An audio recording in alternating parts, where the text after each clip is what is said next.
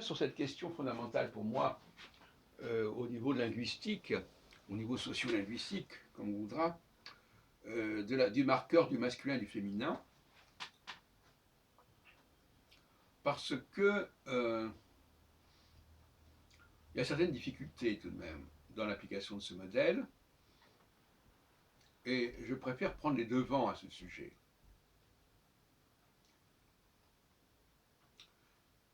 Il est clair que dans les domaines des métiers, il y a des interférences. Par exemple, écrivain, on nous dit, le féminin d'écrivain, c'est écrivaine. Mais, à mon avis, c'est pas faux. Sauf que écrivaine n'existait pas. Mais on va faire comme si ça existait, en fait. On écrit écrivain avec cette forme en 1, qui est déjà la forme d'un masculin sorti du féminin. Donc écrivain suppose l'existence d'écrivaine. Sauf que l'écrivaine n'existe pas. Du moins, n'existait pas jusqu'à maintenant, ou maintenant on le met. Mais les choses se sont renversées. Donc, inversement, vous avez par exemple berger et bergère. Il pleut bergère. Donc là, on a bien bergère avec un E, avec le RE à la fin, bergère, et berger où le R ne s'entend pas. Donc là, on est dans la norme. Dans écrivain, écrivaine, c'est maintenant dans la norme, mais c'est une norme inversée.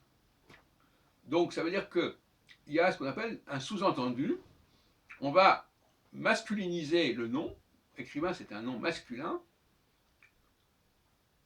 Donc on va supposer déjà qu'existe le féminin.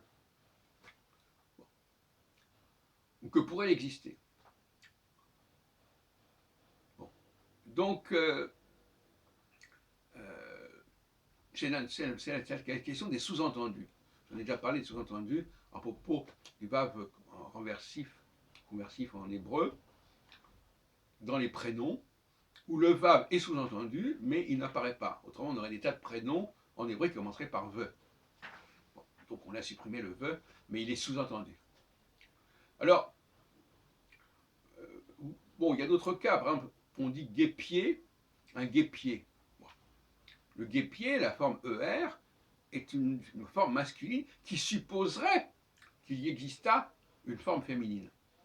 Ce qui n'est pas du tout certain en fait.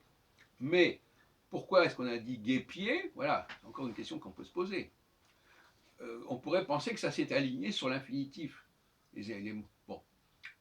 Alors il y a donc des cas comme cela où on ne trouve pas le féminin, mais on trouve un masculin qui suppose déjà une dérivation du féminin.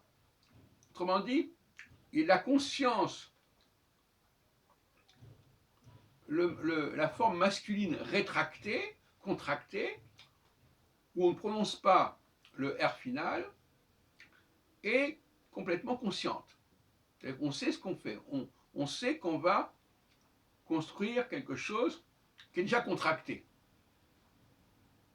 Alors que normalement, la contraction ne devrait exister que par opposition à ce qui n'est pas contracté. Voilà un certain nombre de problèmes qui se posent. Alors, les Anglais ne se posent pas le problème. Pour eux, il n'y a pas président et présidente, parce que de toute façon, ils n'éprouvent pas le besoin de marquer de façon suffixale le genre.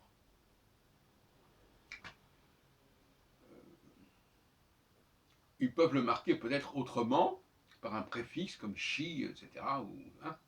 Mais